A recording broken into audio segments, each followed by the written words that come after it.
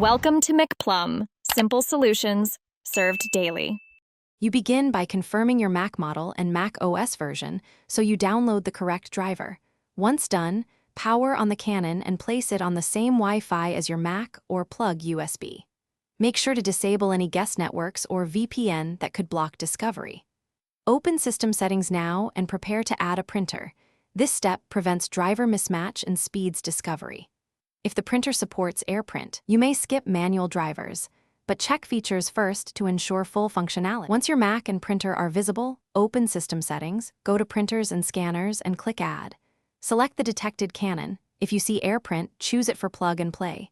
If not, switch to IP or manually pick the Canon driver you downloaded.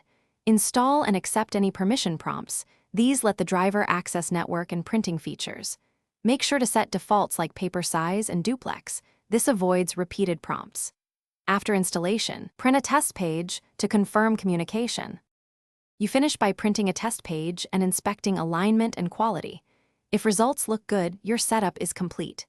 If the printer shows offline or fails, make sure both devices are on the exact same Wi-Fi name, then restart the printer and your Mac and re-add the printer. For stubborn problems, run the Canon IJ Network tool or reset the printing system in Printers and Scanners, which clears stale drivers. One key tip: check firewall and VPN settings. They often block discovery and stop printing. Thanks for watching. Stay juicy and subscribe.